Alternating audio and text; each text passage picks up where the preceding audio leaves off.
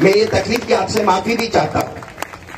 بھائی ان بچیوں نے دیکھ لیا ہوگا ہمارے سر منور زماں کو ہم نے ماشاءاللہ وہ اسٹیج پر محبت میں کھڑے ہوئے آپ کے لیے. سب لوگ اچھے اطمینان سے چہرہ دیکھ لے کیونکہ ایسی شخصیت بہت کم ہمیں دیکھنے ملتی ہے اور شاید ابھی آئے ہیں, معلوم نہیں اب کب ان کو موقع رہے گا. صرف یہ نہیں بلکہ ہمارے حضرت مولانا حذیفہ بستانوی صاحب دامت برکاتہم وہ بھی ماشاءاللہ اس وقت بہت محنت کر رہے بالکل الولد سر ابھی اپنے ابا خادم القرآن حضرت والا دامت برکاتہم کے طرز پر چل رہے ہیں. اللہ ان کی بھی عمر میں برکت عطا فرمائے. مولانا آپ سے بھی معذرت, بیٹھ جائیے. بہت بہت آپ کا شکریہ, بہت جزاک اللہ. اب مولانا دعا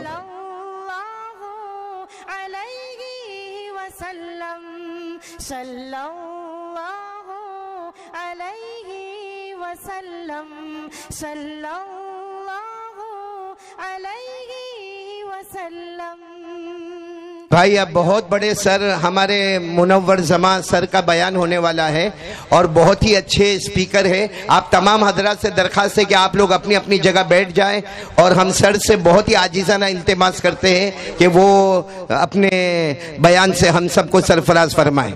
بھائی تمام حضرات سے درخواست ہے کہ آگے بہت ساری کرسی خالی ہے. یہ 2000 مجمع کا سٹیج لگا ہوا ہے. اگر آپ لوگ تھوڑی تکلیف اٹھائیں گے اور تھوڑا آگے آئیں گے. ہمارے سر منور زماں بہت دور سے آئے ہیں اور بہت مشقتوں کے بعد آئے ہیں اور آج ان کو سننے کے لیے پبلک ترستی ہے, پوری جنتا جمع ہوتی ہے. آپ تمام حضرات سے درخواست ہے کہ تھوڑا تھوڑا آگے آ جائے اور مل مل کر بیٹھے تاکہ سر اپنا پروگرام شروع کریں. السلام علیکم ورحمۃ اللہ وبرکاتہ. میں سب سے پہلے اللہ سبحانہ و تعالیٰ کا بے پناہ شکر گزار ہوں اور ہمیشہ شکریہ ادا کرتے رہتا ہوں کہ اللہ نے مجھے آپ کے دلوں میں محبت ڈال کر یہاں مجھے انوائٹ کیا گیا اور آپ کے بیچ میں کچھ بات رکھنے کا بھی اللہ نے موقع دیا ہے. اور اس کا میں شکریہ ادا فیض ویلفیئر ایڈ کے جتنے بھی ٹرسٹیز ہیں, ذمہ داران ہیں, بالخصوص قاری محمد علی صاحب, قاری احمد علی صاحب اور ان کے مزید بھائی مولوی حذیفہ صاحب اور جتنے بھی لوگ جڑے ہیں. ان تمام حضرات کے نام میں نہیں جانتا لیکن جتنے بھی لوگ جڑ کر کام کر رہے ہیں ایز اے ٹیم, اس ٹیم کو میں مبارکباد پیش کرتا ہوں. بالخصوص یہ جو آپریشنز کا کام کر رہے ہیں اور یہ شادیوں کا جو کام کر رہے ہیں, یہ واقع بہت بڑے کام ہوتے ہیں. اور بالخصوص انڈیا میں ایسے کتنے غریب انسان ہیں جو چاہ کر بھی زندگی کا ایک ہی مقصد ہوتا ہے, والدین کہ جب بچے ہوتے ہیں تو ان کے زندگی کا بس ایک مقصد ہوتا ہے کہ بس میری بچی کی شادی ہو جائے. بھلے بچے کی شادی ہو نہ ہو وہ کر لے گا اپنے خود سے, لیکن لڑکی کی شادی ہونی چاہیے. اور یہ باپ کے سینے پر یہ جو بوجھ ہوتا ہے, کبھی کبھار 30 سال یہ بوجھ سہتا ہے باپ, کبھی کبھار 40 سال یہ بوجھ سہتا ہے باپ, اور وہ خواب پورا نہیں ہو سکتا ہے اس لیے کہ اس کی آمدنی بمشکل 200 روپے نہیں کماتا ہے دن کے, تو وہ اپنی بیٹی کی شادی کیسے کریں. ایسے وقت میں اللہ سبحانہ و تعالیٰ کچھ حضرات کو منتخب کرتا ہے, سلیکٹ کرتا ہے اور مدد کے طور پر ان کو ان کے گھر تک پہنچا کر ان کی شادی کرواتا ہے. ان اچھے لوگوں میں سے ماشاءاللہ قاری محمد علی صاحب ہے اور ان سے جڑے جتنے بھی حضرات ہیں وہ ہیں جو یہ کام کیے جا رہے ہیں.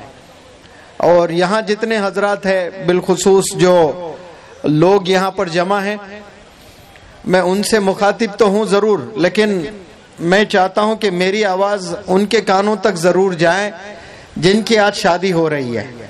یعنی میں نے سنا 60 62 65 جتنے بھی شادیاں آج ہو رہی ہے, تو اس کا مطلب کتنے ہو رہی ہیں؟ 68 ہو رہی ہے ماشاءاللہ. تو 68 ہو رہی ہے تو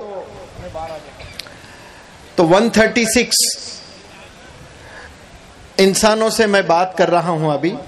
باقی جو بیٹھ کر سن لے بہت اچھا ہے, نہ سنے کوئی زبردستی نہیں ہے, کیونکہ آپ پر کوئی زبردستی ہم کبھی کر ہی نہیں سکتے ہیں.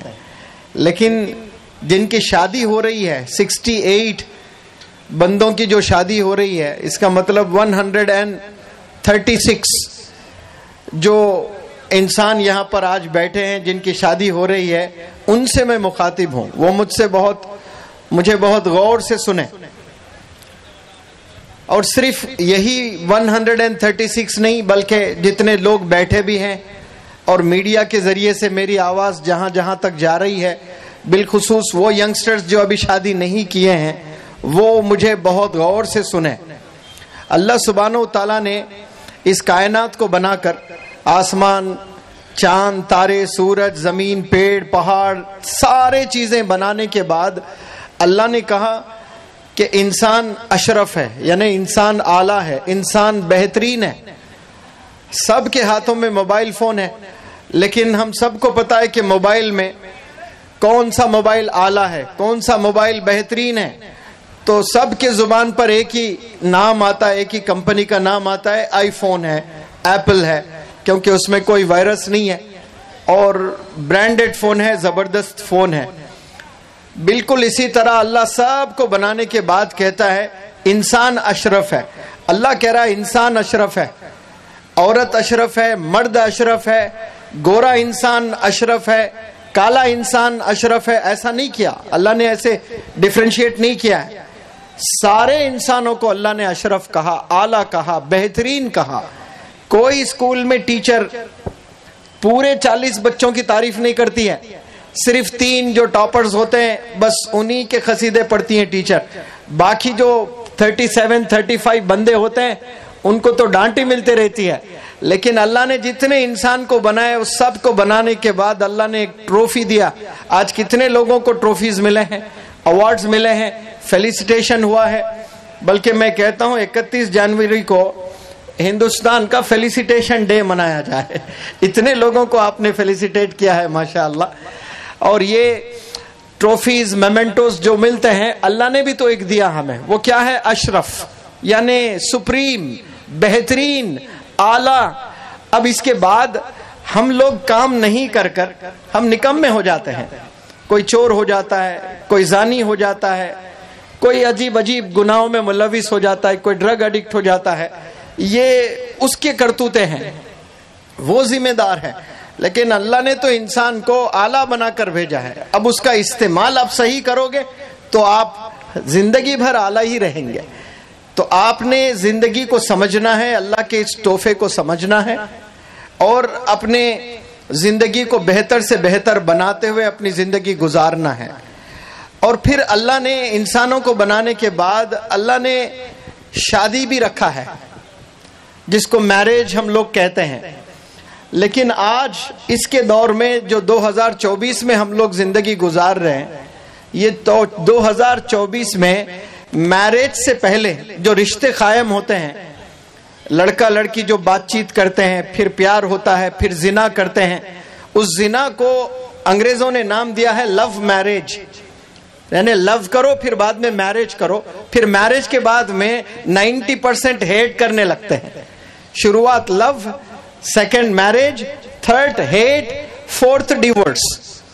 آپ دیکھیں یہی ہو رہا ہے معاشرے میں، پہلے لو ہو رہا ہے، ایسا لو ہو رہا ہے پاگلوں کی طرح لو ہو رہا ہے۔ ایک لڑکے کو لو ہوا ہے لڑکی سے، لڑکی کا باپ کمشنر ہے، اب وہ چوتھے مالے پر لڑکی رہتی ہے، اس نے چیلنج کیا لڑکے کو، اگر تجھ میں دم ہے تو چوتھے مالے پر دیوار پہ چڑھ کر مجھے ایک پھول دینا۔ تو وہ جان جوخم میں ڈال کر چوتھے مالے پر چڑھتا ہے، اس کو پتا بھی ہوتا ہے کہ یہ کمشنر کی بیٹی ہے، لیکن سنا نا لو از بلائنڈ، آپ نے سنا کہ جب عشق ہوتا ہے تو پاگل ہو جاتے ہیں لوگ، کچھ بھی نہیں سمجھ میں آتا ہے اس کو، دنیا بھر سے لڑنے کے لیے تیار ہو جاتا ہے وہ، اور وہ چوتھے مالے پہ بھی چڑھ جاتا ہے۔ تو یہ جو پہلا سٹیپ ہے لو، دوسرا سٹیپ ہے میرج، تیسرا سٹیپ ہے جھگڑا، لو یا ہیٹ، اور چوتھا ہے ڈیورس۔ یہی تو ہو رہے ہیں آج۔ جبکہ اللہ نے کہا میرج کس کے لیے ہے؟ لو کرنے کے لیے ہے۔ لو کر کے میرج نہیں کرنا ہے، میرج کر کے لو کرنا ہے۔ اور میرج ایک دفعہ ہو جائے تو آخری سانس تک لو کرتے رہنا ہے، صبح سے شام تک لو کرتے رہنا ہے۔ لیکن ایسا نہیں ہو رہا ہے معاشرے میں۔ معاشرے میں نفرت ہو رہی ہے، گالی گلوچ ہو رہی ہے، شادی کے بعد شوہر بیوی بد زبانی سے بات کر رہے ہیں، جھگڑا کر رہے ہیں، ایک دوسرے کی کھچائی کر رہے ہیں، ایک دوسرے کی کمپلینٹس کرتے جا رہے ہیں، شوہر بیوی کی کمپلینٹ، بیوی شوہر کی کمپلینٹ، پولیس اسٹیشن میں کمپلینٹ جا رہا ہے۔ لائف پارٹنرز کبھی کمپلینٹ کر سکتے ایک دوسرے کو؟ کر ہی نہیں سکتے۔ What is marriage? Marriage is understanding. Marriage is adjustment. Marriage is patience. صبر کو کہتے ہیں. اور جس جوڑے میں صبر نہیں ہے وہ جوڑا کبھی کامیابی نہیں ہو سکتا ہے. صبر دونوں میں بھی ہونا چاہیے, ایڈجسٹمنٹ دونوں میں بھی ہونا چاہیے. اب لڑکی آ کر کہتی ہے میرے باپ نے مجھے بہت زبردست پالا ہے, بہترین کھانا کھلایا کرتا تھا, زبردست کپڑے پہنایا کرتا تھا, تو کچھ بھی نہیں کر رہا ہے, تو پھر تو شادی نہیں کرنا تھا, باپ کے ساتھ ہی زندگی گزارنی تھی. یہاں آ جائے تو پھر باپ نہیں ہے آپ کا, بس سب کچھ تیرا لائف پارٹنر یہی ہے. تو یہ ایڈجسٹمنٹ کرنا بہت ضروری ہے. زندگی ایک طرح نہیں گزرتی ہے. بالخصوص لڑکیوں سے اگر میں مخاطب کروں, دلہنوں سے میں بات کر رہا ہوں, تو دلہنوں کے لیے میرا میسج ہے کہ جیسے آپ اپنا گھر چھوڑ کر ایک نئے گھر میں آپ تشریف لے آتے ہیں تو ساری چیزیں نہیں ہوتی ہے. سمجھنا کہ آپ نے ایک جنم لیا ہے اور نئے طور پر, کیونکہ جو زندگی آپ کی اپنے والدین کے ساتھ گزری وہ بالکل الگ. جیسے دن 24 گھنٹے کا ہوتا ہے تو اس میں 2 پارٹس ہوتے ہیں, ایک اندھیرا ایک اجالا. یہ 2 اپوزٹ ہے ایک دوسرے کے. اندھیرا اپوزٹ ہے اجالے کا, اجالا اپوزٹ ہے اندھیرے کا. بالکل اسی طرح اپنا گھر چھوڑ کر آپ جب سسرال میں آتی ہیں تو آپ وہ چیزیں ایکسپیکٹ نہ کریں جو آپ کے ساتھ ہوا کرتا تھا گھر میں. ویسے آپ کو امی بھی بہت ڈانٹتی تھی, ابو بھی بہت ڈانٹتے تھے, اگر بڑے بھائی ہیں تو بڑے بھائی بھی بہت ڈانٹتے تھے. تو ایک دفعہ یا سانس نے کیا ڈانٹ لیا آپ کو, آپ گھر چھوڑنے کی بات کرتے. ایک دفعہ آپ کو آپ کے ہسبینڈ نے کیا ڈانٹا تو آپ اپنے ہسبینڈ کو چھوڑنے کا ارادہ کر لیتے ہیں. جبکہ آپ کے باپ نے بہت دفعہ ڈانٹا, کیا آپ نے گھر چھوڑ کر کبھی بھاگا؟ آپ کے امی نے آپ کو بہت دفعہ مارا بھی, کیا آپ نے گھر چھوڑ کر کبھی گئی ہیں؟ کبھی نہیں گئی, وہی گھر میں پڑی رہی ہیں آپ. لیکن یہاں ساس نے کیا ایک بات بولی ہے, بس ہنگامہ مچا دیتے ہیں. تو وہاں بھی جا کر اپنے ہسبینڈ کے والدین کو اپنے ماں باپ سمجھ لیں اور دل سے سمجھیں تو انشاءاللہ کوئی دراریں نہیں آئیں گی رشتوں میں. صرف ماننے کی بات ہے کہ آپ نے ماننا ہے. ابھی ممبئی میں میں نے ایک لیکچر دیا, 2 لیکچرز تھے. رفیق دودوالا صاحب کے بھانجے ڈاکٹر ساجد صاحب, شاہد بھائی اور ان کی امی ماشاءاللہ 18 سال سے دینیات کا کام کر رہی ہیں. تو 7000 مستورات بیٹھی تھی میرے لیکچر میں, 7000. وہ 7000 میں سمجھتا ہوں کہ 4000 تو لڑکیاں تھیں جن کی شادی نہیں ہوئی تھی. تو میں نے سارے لڑکیوں سے ایک سوال کیا. وہ سوال کیا کیا, اور دلہنوں سے بھی میں سوال کر رہا ہوں.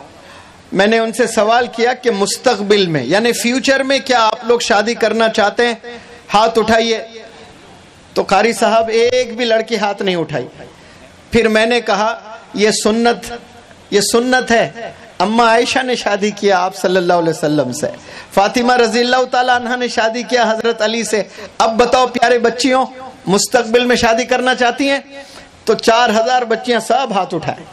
پھر میں نے دوسرا سوال کیا کہ شادی اب ہو گئی آپ کی, مانو سب کی شادی ہو گئی ہے, کیا آپ لوگ جنت میں جانا چاہتے ہیں؟ میرا سوال بھی ختم نہیں ہوا, 4000 ہاتھ اٹھ گئے اوپر.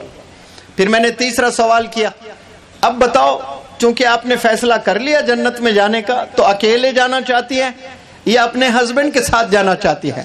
اکیلے جانا چاہتی ہیں تو 1 ہاتھ اٹھائے, ہسبینڈ کے ساتھ جانا چاہتی ہیں تو 2 ہاتھ اٹھائے. تو سوال ختم بھی نہیں ہوا, 2 ہاتھ اوپر اٹھا دیے سب لوگ.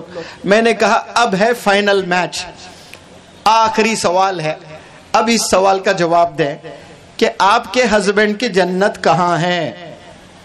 آپ کے ہسبینڈ کی جنت کہاں ہے؟ تو دھیرے دھیرے جواب آنے لگے کہ میرے ہسبینڈ کی جنت میرے ہسبینڈ کے ماں کے قدموں میں ہے, یعنی میری ساسو ماں کے قدموں میں ہے. تو پھر آپ کے ساسو ماں کے قدموں کو آپ کیسے ڈیفائن کرو گے؟ میں نے پوچھا, کوئی جواب ہی نہیں دے رہے. میں بولا گیٹ وے آف ہیون ہے. وہ کیا ہے؟ گیٹ وے آف ہیون ہے. آپ ہسبینڈ کے ساتھ جنت میں جانا چاہتی ہیں تو پھر ہسبینڈ کی جنت کدھر ہے؟ ہسبینڈ کے ماں کے قدموں میں ہے. تو پھر میں نے کہا اسلام اجازت ضرور دیتا ہے آپ کو کہ اپنے ہسبینڈ کے ساتھ علیحدگی میں الگ سے رہیں. ضروری نہیں کہ آپ ساس سسر کے ساتھ رہیں. یہ انڈیا میں کلچر ہے, رہ رہے. اللہ ہر چیز کو مانتا ہے, دیکھنے والا ہے, نیتیں جانتا ہے. You have absolute right to live your independent life. آپ اکیلے اپنی زندگی گزار سکتی ہیں ہسبینڈ کے ساتھ میں. دلہنوں کے لیے میسج ہے. لیکن آپ کبھی اپنے ہسبینڈ کو اس کی ماں سے دور نہیں کر سکتی ہیں. اگر آپ اپنی ہسبینڈ کو اپنے ماں سے دور کر رہی ہیں تو گویا آپ اپنے ہسبینڈ کو جنت سے دور کر رہی ہیں. کیونکہ اللہ صاف صاف کہتا ہے کہ والدین ناراض تو میں ناراض. اگر آپ کے ہسبینڈ ہیرو ہیں جس کے ملین فالوورز نہیں ہیں, 850 کروڑ فالوورز ہے, سمجھ جائیں اس دنیا میں لوگ کتنے ہیں؟ 850 کروڑ ہے. اس سے زیادہ فالوورز تو نہیں ہو سکتے نا؟ ہو سکتے ہیں کسی کے؟ سوشل میڈیا پر کوئی ایک بندہ بھی اس روح زمین پر نہیں ہے آج جس کے 850 کروڑ فالوورز ہو. لیکن مان کر چلتے ہیں کہ ایک دلہن ہے اور اس کا جو دلہا ہے وہ دلہا ایسا بہترین ہیرو ہے جس کے 850 کروڑ فالوورز ہیں. نہ جو رونالڈو کے ہیں, نہ وراٹ کوہلی کے ہیں, نہ کوئی پریزیڈنٹ کے ہیں. لیکن آپ کے دلہے کے ہیں, بہت بڑا سیلیبریٹی ہے. لیکن 850 کروڑ میں دو ایسے شخصیات ہیں جو آپ کے ہسبینڈ سے ناراض ہے, اور وہ دو کون ہیں؟ آپ کے ہسبینڈ کے والدین, پیرنٹس ہیں. تو پھر اللہ کہتا ہے کہ سب تجھ سے راضی ہو سکتے ہیں لیکن میں تجھ سے راضی نہیں. اس لیے راضی نہیں کیونکہ تیرے والدین تجھ سے راضی نہیں ہیں. تو تو جتنا بھی محبت کرنا ہے تیری دلہن سے کر لے. کیا کیا کھلانا ہے تو کھلائے, کیا کیا پلانا ہے تو پلائے, اپنے دلہن کو گھمائے. لیکن ایک سوال آپ پر ہمیشہ منڈراتا ہے کہ کیا میرے والدین مجھ سے خوش ہیں؟ یہ روز سوال کرنا ہے. ہر بندے کو اس بندے کی عمر اگر 60 سال بھی ہے, اس کے والدین کی عمر 90 سال ہے, تو وہ 60 سال جس کو ہم بوڑھا کہتے ہیں, وہ 60 سال بوڑھے کو بھی یہ سوچنا پڑے گا روز, کیا میرے والدین مجھ سے خوش ہیں, مجھ سے راضی ہیں؟ جواب یس آتا ہے تو آپ اطمینان بخش زندگی جی سکتے ہیں. جواب اگر نو آتا ہے تو خلاص پھر آپ کو جنت نصیب نہیں ہے. اللہ صاف صاف کہتا ہے کہ والدین راضی تو میں راضی. 850 کروڑ آپ کے ایڈمائررز ہیں, آپ کے دیوانے ہیں, آپ کے فالوورز ہیں, صرف دو ناراض ہے تو اللہ نے کہہ دیا میں بھی ناراض. تو یہ دلہن کی ذمہ داری ہے. اگر آپ چاہتی ہیں اپنے ہسبینڈ کو جنت میں لے جانا, make sure that your husband loves his parents. لیکن 90% دلہنیں یہ نہیں چاہتی, بلکہ ماں باپ سے دور کر دیتی ہیں. میں سب نہیں کہہ رہا ہوں, میجورٹی آف میکسیمم دلہنیں یہی کر رہی ہیں, ماں باپ سے دور کر دیتے ہیں. میں التجا کرتا ہوں اس پلیٹ فارم سے, اتنے بابرکت محفل سے, میں ہاتھ جوڑ کر ونتی کرتا ہوں کہ دلہنیں جتنے بھی انڈیا کے ہیں, جو ہونے والے ہیں, جو مستقبل میں شادی کرنے والے ہیں, مجھے سنیں غور سے کہ آپ واقعے میں اگر اپنے والدین کو جنت میں دیکھنا چاہتے ہیں, اور واقعے میں آپ اپنے ہسبینڈ کو جنت میں دیکھنا چاہتے ہیں, تو پھر آپ یاد رکھ لیں اس بات کو, آپ اپنے ہسبینڈ کو اپنے والدین سے دور نہیں کر سکتے. اب دلہنوں کے لیے میرا دوسرا میسج بہت زبردست میسج ہے, بہت غور سے سنیں, اور میڈیا والوں اس میسج کو خوب وائرل کرنا. ایک دفعہ آپ صلی اللہ علیہ وسلم کے زمانے میں ایک شوہر اپنے بیوی کو یہ کہہ کر باہر جاتا ہے کہ میں کچھ دن کے لیے باہر جا رہا ہوں, میرے آنے تک آپ گھر میں ہی رہنا, کہیں باہر نہیں جانا. مجھے یقین ہے یہاں جتنے بھی خواتین ہیں, دلہنیں ہیں, وہ غور سے سن رہی ہیں میری بات کو. کیا میسج دیا گیا؟ میں کچھ دن کے لیے, ہسبینڈ اپنی وائف سے کہہ رہا ہے میں کچھ دن کے لیے باہر جا رہا ہوں, میرے واپس آنے تک آپ گھر میں ہی رہنا, کہیں باہر نہیں نکلنا. تو وہ یہ کہہ کر ہسبینڈ تشریف لے گئے, ٹور پر چلے گئے, اور اس کے کچھ دن بعد اس دلہن کے والد کی طبیعت خراب ہو جاتی ہے. اس وقت میں کوئی کمیونیکیشن کا دور تھا نہیں جو میسج کریں, فون کریں, پوچھیں. تو اس خاتون نے کیا کیا, آپ صلی اللہ علیہ وسلم کو لیٹر لکھا. لیٹر لکھ کر یہ کہا کہ میرے ہسبینڈ نے ایسا تاکید کی ہے منع کیا مجھے باہر جانے کو، لیکن ایک سچویشن آیا ہے. وہ سچویشن یہ ہے کہ میرے ابا حضور بیمار ہے، کیا میں انہیں دیکھنے جا سکتی ہوں؟ تو آپ صلی اللہ علیہ وسلم نے لیٹر لکھا، جواب دیا آپ نہیں جا سکتی ہیں، کیونکہ آپ کے ہسبینڈ نے آپ کو منع کیا گھر سے باہر نکلنے کو. پھر کچھ دن بعد دوسرا لیٹر لکھتی ہے وہ، میرے ابا حضور کی طبیعت بہت ناساز ہے، سیریس ہے، کیا اب میں جا سکتی ہوں؟ تو پھر جواب آتا ہے آپ صلی اللہ علیہ وسلم کا، آپ بالکل نہیں جا سکتی ہے کیونکہ آپ کے ہسبینڈ نے آپ کو منع کیا ہے.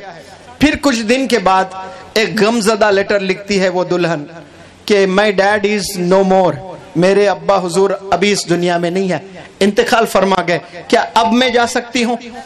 تو آپ صلی اللہ علیہ وسلم جواب لکھتے ہیں کہ آپ ابھی بھی نہیں جا سکتی ہے، کیونکہ آپ کے ہسبینڈ نے آپ کو اجازت نہیں دی گھر سے باہر نکلنے کی. پھر کچھ دن بعد آپ صلی اللہ علیہ وسلم کا لیٹر آتا ہے، دلہنوں جتنے بیویاں ہیں سن لو کہ نبی، لاڈلے نبی نے میسج دیا پورے دلہنوں کو. آپ نے ایک لیٹر لکھا اس دلہن کو کہ آپ نہ جا کر اپنے والد کے موت پر آپ نے اپنے ابا حضور کی مغفرت کروا دی ہے. ماشاءاللہ، کہے سبحان اللہ. صرف ہسبینڈ کی بات سننے سے وہ دلہن کس کو جنت میں بھیج رہی ہے؟ مغفرت کا مطلب کیا ہے؟ سارے گناہ معاف، سیدھے جنت میں بغیر سوال جواب کے. صرف ہسبینڈ کی بات سننے کی وجہ سے باپ کی مغفرت ہو گئی ہے. کس کی مغفرت؟ باپ کی مغفرت ہو رہی ہے.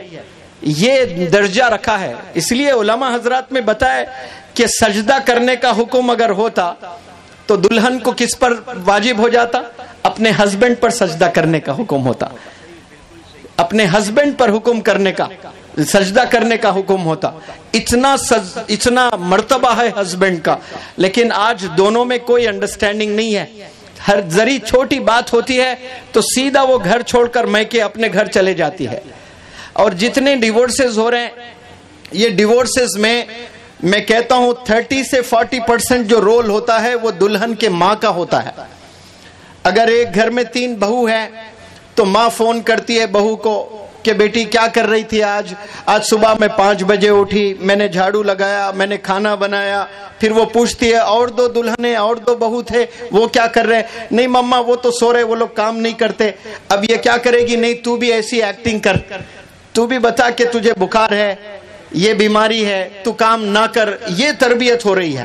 ماں کو تو کہنا چاہیے وہ دونوں اگر کام نہیں کر رہے نہ کرے، لیکن تو ہمیشہ کام کرتے رہنا ہے. اب کچھ بھی بہانے کر کے وہ گھر بلا لیتی ہے. کبھی باپ نہیں چاہتا کہ اس کی بیٹی لڑ کر سسرال سے میکے آ جائے.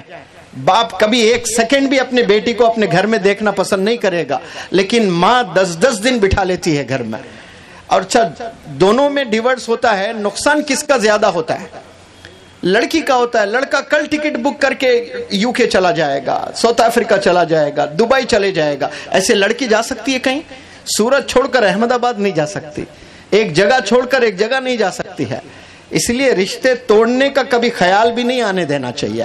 آج توڑنے میں جو میجر رول ادا ہو رہا ہے نا وہ ماؤں کی طرف سے. اس لیے سب سے پہلے تو شادی سے پہلے تربیت ہونا بہت ضروری ہے. سارے سبجیکٹس ہم نے سکھا دیے، کمپیوٹر ہم نے سکھایا، سائنس ہم نے سکھا دیا، سوشل ہم نے سکھا دیا، انگلش ہم نے سکھا دیا. نہیں سکھایا تو لائف آفٹر میرج کیسے جینا ہے، how to live life after marriage, یہ 99.99999999% پیرنٹس اپنے بچیوں کو، اپنے بچوں کو نہیں سکھا رہے ہیں.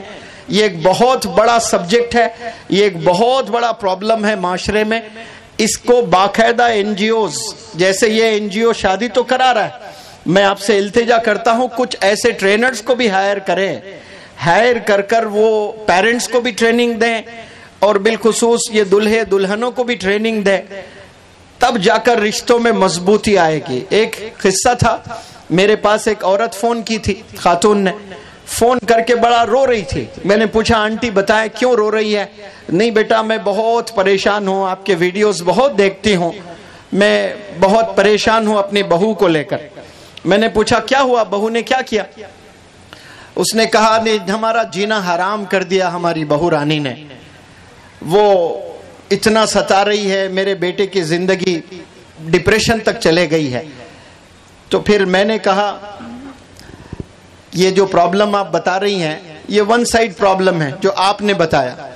میری بیٹی سے آپ کی بہو سے بات کروائیے میری. نہیں وہ بات نہیں کرتی, وہ اپنے میکے چلے گئی ہے. میں نے کہا نمبر دیجئے میں بات کروں گا. تو وہ ساسو ماں نمبر نہیں دے رہی ہے. نہیں سر اس سے بات مت کرو, وہ جاہل ہے, وہ آپ کو بھی ایسے ایسے گھما دے گی. میں نے کہا میں ماننے والا نہیں, میں تو دونوں کی سنوں گا. وہ نمبر ہی نہیں دے رہی ہے. پھر میں نے کہا ٹھیک ہے کوئی بات نہیں, آپ اگر نمبر نہیں دینا چاہ رہی ہیں کم از کم اپنے بیٹے سے مجھے بات کروائے. تو بیٹے نے کال کیا. میں نے کہا آپ اپنے ماں کی موجودگی میں نہیں, کل جب آپ آفس جاؤ گے اپنے آفس سے مجھے کال کرنا. تو وہ آفس گیا, دوسرے دن صبح میں مجھے کال کیا. میں نے کہا آپ اللہ کو گواہ رکھ کر سچ سچ بتانا, یہ جو انبن آپ اور آپ کے بیوی میں ہوا ہے اس کا کچھ تو روٹ کاز ہوگا, یہاں سے پرابلم شروع ہوا ہوگا نا, کچھ تو بتائے اس کا روٹ کاز کیا ہے. تو اس لڑکے نے کہا کہ سر میں MBA کرا ہوا ہوں اور میری بیگم یہ M.Tech کری ہوئی ہے, M فارمیسی کری ہوئی ہے. میں MBA کرا ہوا ہوں اور میری بیگم M فارمیسی کری ہوئی ہے. اور دیکھیں مزے کی بات, جب رشتہ بن رہا تھا تو سیلری پوچھی گئی. دلہن کے باپ نے پوچھا دلہے سے کہ سیلری کتنی ہے بیٹا, تو 75,000 روپیز اس نے بتایا, اس کی دلہے نے بتایا, دلہے کی ماں نے بتایا, دلہے کے باپ نے بتایا. تو وہ لوگ راضی ہو گئے 75,000, چلو میری بیٹی جا کر خوش رہے گی. اب شادی ہو گئی. شادی ہونے کے بعد سیلری آئی تو دلہن نے پوچھا دلہے سے کتنی سیلری, پڑھی لکھی ہے نا بھائی, M فارم ہے وہ بھی, پوچھی کتنی سیلری, وہ بتا نہیں رہا ہے. دوسرے مہینے پوچھی بتا نہیں رہا ہے. تیسرے مہینے پوچھی بتا نہیں رہا ہے. اس کے بعد فون میں آتا ہے نا کریڈٹ ڈیبٹ ہوتا ہے, سیلری کریڈیٹیڈ کر کے آیا 25,000. اب وہاں سے فساد کی جڑ, وہاں سے جنگ شروع ہو گئی کہ آپ نے دھوکہ دیا مجھے, آپ نے جھوٹ بولا. میں اس کیس میں اگر جج ہوتا تو مجرم کس کو بناتا, دلہے کو بناؤں گا میں اور دلہے کے ماں باپ کو بناؤں گا. کیوں؟ جھوٹ بول کر آپ نے رشتہ بنایا ہے, رشتے کی شروعات آپ نے جھوٹ سے کی ہے, تو وہ بیچاری کے ساتھ میں دھوکہ ہوا ہے. اس کو آپ نے پہلے ہی بتانا تھا کہ میری بیٹے کی سیلری صرف 25,000 ہے. اگر وہ کر لیتی تو زندگی بھر ایڈجسٹ کرتی. اس کے ایکسپیکٹیشنز ہے 75,000, پڑھی لکھی ہے, M فارمیسی کری ہے, اس کے بھی خواب ہیں, اس کے بھی ڈیزائرز ہیں, اس کے بھی ڈریمز ہیں. نہیں سیلری نہیں پوچھنا, آپ کو کیا مطلب سیلری سے, میں تجھے کھانا کھلاؤں گا. یہ وہ زمانہ نہیں ہے. آج کی دلہنیں چاہتی ہیں اس کے ہسبینڈز اچھے سیلریز کمائیں, اچھی زندگی جئیں. تو جھوٹ سے کبھی بھی رشتہ نہیں بنانا, کبھی جھوٹ نہیں کہنا کہ ہماری اتنی پراپرٹی ہے, میری اتنی سیلری ہے, میری اتنی کمائی ہے, میرے اتنے ایسٹس ہے. یہ بالکل غلط طریقہ ہے. جو شادی جھوٹ کے بنیاد پر ہوتی ہے وہ شادی میں کبھی خوشی نہیں ہوتی ہے. اور بالخصوص دلہنوں سے میں کہتا ہوں کہ یہ جو بیوٹی پارلرز میں زبردست سکل سیکھے ہیں آج کل کے لوگ, ایشین پینٹ کر کے فاؤنڈیشن پہ فاؤنڈیشن لگا کر سری لنکن کی بندی کو امریکن بنا دیتے ہیں. اب وہ فوٹو آتی ہے, وہ فوٹو دیکھ کر پاگل ہو جاتا ہے, اتنا پاگل ہو جاتا ہے, دن بھر وہی فوٹو زوم کرتے ہوئے دیکھ رہا ہے. میں شادی کروں گا تو یہی سلمہ سے کروں گا, دوسرا کوئی کلمہ ہی نہیں ہے اس کے زبان پر. میں شادی کروں گا تو اس سے شادی کروں گا اور کسی سے نہیں کروں گا. اب یہ دھوکے سے آپ اس کو اچھی فوٹو بھیج کر آپ اس کو تو پھنسا لیے, لیکن دوسرے ہی دن جب میک اپ اترے گا وہ نفرت کرنے لگے گا. یعنی محبت. السلام علیکم حضرت, طبیعت بہت خراب ہے حضرت کی, اس کے باوجود بھی آپ آئے ہیں ماشاءاللہ. کل 15,000 لوگ جمع ہوئے تھے اکٹھا, وہاں صرف سلام کر کے دعا کر کے آپ نکل گئے. اتنی طبیعت ناساز تھی, اس کے باوجود بھی میں نے تو کہا آپ مت آئیے حضرت, لیکن پھر بھی آپ محبت میں یہاں پر آئے ہیں ماشاءاللہ. کچھ ہی دیر میں میری سپیچ ختم کرتا ہوں. میک اپ پہ میری بات چل رہی تھی. کچھ دن پہلے لڑکا پاگل تھا لڑکی کا, کیوں؟ وہ فاؤنڈیشن پہ فاؤنڈیشن لگا کر ایک فوٹو بھیجی رشتے کے لیے, وہ دیکھ کر پاگل ہوا, شادی کیا, میک اپ اترا تو نفرت کرنے لگا. اب وہ نفرت کب تک چلے گی؟ زندگی بھر نفرت. کیوں؟ تو نے مجھے دھوکہ دیا ہے, تو نے مجھے دھوکہ دیا ہے. اچھا اتنا جو میک اپ کرتے ہیں, دلہا کم دیکھتا ہے, ویڈیوگرافر زیادہ دیکھتا ہے اس کو. جتنا ویڈیوگرافر دیکھتا ہے دلہن کو شاید کوئی نہیں دیکھتا ہوگا.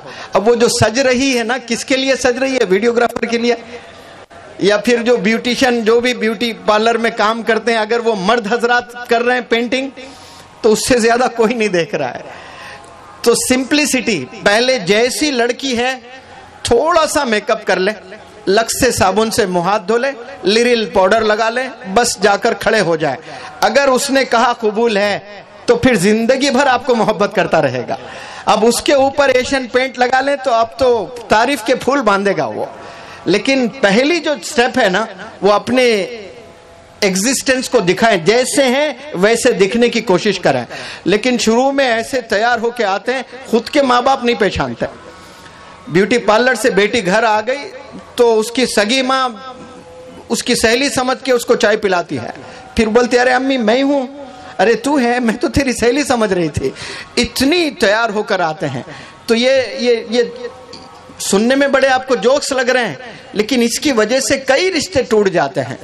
تو جھوٹ کے بنیاد پر کبھی شادی نہ کریں, جو ہے وہ سچ بولیں. آپ کی جتنی سیلری ہے اتنی ہی سیلری بتائیں.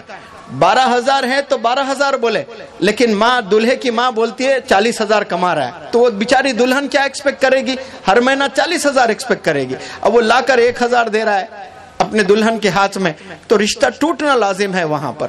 تو میں آج کا میسج تمام حضرات کو یہ دے رہا ہوں کہ شادی اگر کریں تو سچ کی بنیاد پر شادی کریں, جھوٹ کی بنیاد پر کبھی نہ کریں. اور شادی کب ٹکتی ہے, جب ایڈجسٹ کرتے ہو تب ٹکتی ہے, جب صبر کرتے ہو تب ٹکتی ہے. جس میں صبر نہیں ہے وہ شادی نہ کریں. جو ایڈجسٹ کرنے کا ہنر نہیں رکھتے ہیں وہ بھلے شادی نہ کریں, کیونکہ شادی کا نام ایڈجسٹمنٹ ہے, شادی کا نام پیشنس ہے, برداشت کرنے کا نام شادی ہے. یہ ہنر اگر آ جائے تو اس جوڑے میں محبت باقی رہے گی اور وہ لمبی سمے تک وہ جوڑا خوش مزاج خوش رہے گا. میں ویلفیئر ایڈ یہ جو کام کر رہا ہے ماشاءاللہ فیض ویلفیئر ایڈ, میں مبارکباد پیش کرتا ہوں کہ آپ لوگ ماشاءاللہ ایسے اتنے غریب لوگ یہاں پر ہیں جو 40 سال گزارنے کے بعد بھی 10,000 پیسہ خرچ کر شادی نہیں کر سکتے ہیں. آپ ان گھروں تک پہنچ کر آپ شادی کروا رہے ہیں ماشاءاللہ. کل بھی کہیں میں کہہ رہا تھا مسلمان لوگ 1 کروڑ روپیہ شادی میں خرچ رہے ہیں. لاکھوں ایسے مسلمان گھر ہے جو منیمم 1 کروڑ خرچ رہے ہیں. وہی پیسہ اگر اداروں میں مدارس بنانے میں, مکاتب بنانے میں, سکولز بنانے میں, یونیورسٹیز میں, صرف مسلمانوں کا بھی اگر پیسہ جو شادی میں مسلمان خرچ رہا ہے وہ پیسہ بھی اکٹھا کر لے اور سمپل نکاح کر لیں صرف کھجور اور پانی پر, مجھے یقین ہے صرف مسلمانوں کے ادارے نہیں بنیں گے, مسلمان جو ادارے بنائیں گے اس سے 150 کروڑ لوگ انڈیا میں پڑھ سکتے ہیں انشاءاللہ. تو سمپل شادی کریں اور وہی پیسہ ادارے بنانے میں, مکاتب بنانے میں, یونیورسٹیز بنانے میں لگائیں. اور جو میں نے کہا اللہ سبحانہ و تعالی جو بھی میرے دل کی مرادیں ہیں, میں جو وش کیا کہ یہ شادیاں سمپل ہونا ہے, اللہ ویسے ہی کرائے. اور میری زبان سے کوئی ایسے الفاظ اگر نکل گئے جس کو تکلیف کسی کو ہوئی, میں معذرت چاہتا ہوں. میرا سبجیکٹ نہیں ہے, میرا پلیٹ فارم نہیں ہے, لیکن قاری صاحب نے کئی دفعہ فون کیا, میں ڈیٹ نہیں دے رہا تھا کیونکہ میرا پلیٹ فارم ہی نہیں ہے. میں پرسنالٹی ڈیولپمنٹ اور میرے وہاں بلا کر ہی پڑھاتا ہوں.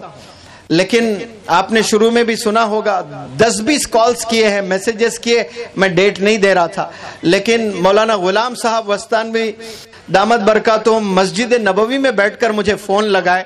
میں قاری صاحب کو جانتا ہوں, آپ نے وہاں جانا ہے پروگرام میں, بس 2 ہی. میں نے کہا حضرت خلاص آپ نے کہہ دیا, میں نو کہہ ہی نہیں سکتا ہوں, اور آپ کو میں نے یہ ڈیٹ دیا ہے, آپ نے بلایا, بہت بہت شکریہ. میں امید کرتا ہوں کہ اللہ سبحانہ و تعالیٰ خوب اجر عطا فرمائے آپ سب لوگ کو. جزاکم اللہ خیر.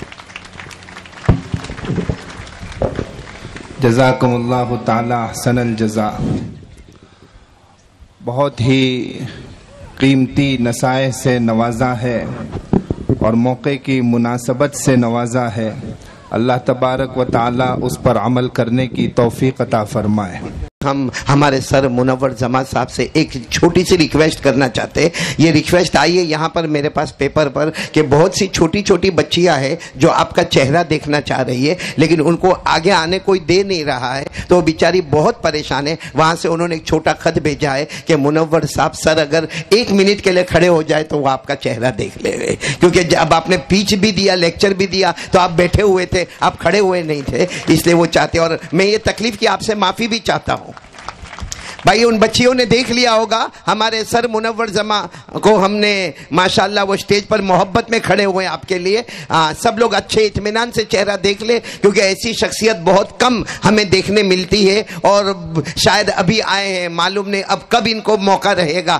صرف یہ نہیں بلکہ ہمارے حضرت مولانا حذیفہ وستانوی صاحب دامت برکاتہم, وہ بھی ماشاءاللہ اس وقت بہت محنت کر رہے, بالکل الولد سر لابی, اپنے ابا خادم القرآن حضرت والا دامت برکاتہم کے طرز پر چل رہے ہیں. اللہ ان کی بھی عمر میں برکت عطا فرمائے. مولانا آپ سے بھی معافی, سر بیٹھ جائیے. بہت بہت آپ کا شکریہ, بہت جزاک اللہ. میں آپ کو سچ بتاؤں کہ جب منور جماعت صاحب یو کے اس کے پہلے میں ان کے کافی ویڈیوز دیکھ رہا تھا اور ان کے ویڈیوز نے مجھے ان کا ایک ڈیووٹڈ فین بنا دیا تھا. بہرحال وہ دن بھی آیا, میری ان سے ملاقات ہوئی, میں نے ان کو دعوت دی, لیکن سر اتنے مصروف ہے کہ آج اس اسٹیٹ میں, کل اس اسٹیٹ میں, کل کہاں. تو میں سوچ رہا تھا کس طریقے سے نظام ہو. فون کرتا رہا, واٹس ایپ میسیجز بھیجتا رہا, اور اللہ کا کرنا اگست کا مہینہ تھا. میں مسجد نبوی میں ظہر کی نماز پڑھ کر نکل رہا تھا, اور جیسے میں باہر نکل رہا تھا تو میں نے ہمارے حاجی احمد تنبی کو اور ان کے ساتھ میں ہمارے مخدوم, ہمارے بزرگ حضرت مولانا غلام محمد وستانوی صاحب دامت برکاتہم کو دیکھا. حاجی احمد تنبی اور ایک اور 2 ساتھی تھے جو حضرت کے ساتھ بیٹھے ہوئے تھے. میں حضرت کی ملاقات کے لیے گیا. اتنی خوشی ہوئی, نعمت غیر مترقبہ, کہ حضرت کی ملاقات مسجد نبوی میں ہوئی. میں حضرت کے پاس بیٹھ گیا, اور پھر جب حضرت کے ساتھ سلام دعا ہوئی, میں نے حضرت کو کہا کہ میری بڑی تمنا ہے کہ منور جماعت صاحب ہمارے پروگرام میں آئے, بس حضرت آپ کچھ دعا کر دیجئے. مسجد نبوی میں بیٹھ کر حضرت نے اس وقت جملہ کہا, انشاءاللہ وہ ضرور آئیں گے. وہ حضرت کی مبارک دعا تھی, اور دیکھو آج اللہ نے وہ دن دکھا دیا. بلکہ حضرت نے اسی وقت وہاں بیٹھ کر ہمارے حاجی احمد تنبی صاحب کو کہا فون لگاؤ, اور باقاعدہ منور بھائی سے, منور جماعت سر سے انہوں نے بات چیت بھی کی, اور آج اللہ نے وہ دن دکھایا. واقعتاً اتنے مصروف ہیں ہمارے منور سر, اور جیسے میں کہہ رہا تھا, اور اگر آپ ان کو فالو کرتے اور نہ کرتے ہو تو ضرور ان کو ان کے چینل پر, یوٹیوب پر فالو کیجیے. پتا چلے گا کہ اللہ نے ان کو کیا زبان دی ہے, کیا انداز دیا ہے. ہم نے مجمع میں دیکھا ہے لوگ بیٹھے ہوئے رو رہے ہیں, ینگسٹرز کی آنکھوں میں آنسو ہے, اور اللہ تعالیٰ انہیں توبہ کی توفیق دے رہا ہے. اللہ نے ان کی زبان میں یہ کمال دیا ہے. ہم بڑے خوش نصیب ہیں کہ اتنے لمبے سفر کرنے کے بعد اور اتنی مصروفیت کے بعد آج منور سر ہمارے درمیان میں موجود ہیں. میں فیض ویلفیئر ایڈ کی طرف سے یہ فیض ایوارڈ ان کے ہاتھوں میں بھی دینا چاہتا ہوں, اور مجھے امید ہے وہ ضرور قبول کریں گے. نو ڈاؤٹ اللہ نے ان سے بہت کام لیا ہے, جیسے کہتے ہیں, اور ابھی بار بار ہمارے مولانا صفی اللہ صاحب کہہ رہے ہیں اللہ عمر نو نصیب فرمائے. میں تو کہتا ہوں اللہ ہم سب کی عمر منور سر کو نصیب فرمائے. آج اللہ ان سے بہت کام لے رہا ہے, ہمارے ینگسٹرز میں, بچوں میں بہت کام کر رہے ہیں. اللہ تعالیٰ ان کے تمام کاموں کو قبول فرمائے. اور میں فیض ایوارڈ فیض ویلفیئر ایڈ کی طرف سے ان کی خدمت میں سپورٹ کر رہا ہوں. آپ تمام حضرات ان کے دعا کرو, اللہ تعالیٰ ان کی عمر میں برکت نصیب فرمائے. ادھر دیکھنا صاحب, وہ مائک ہٹائیے, مائک ہاتھ لگا کے کھڑے رہنا, کھڑے رہنا.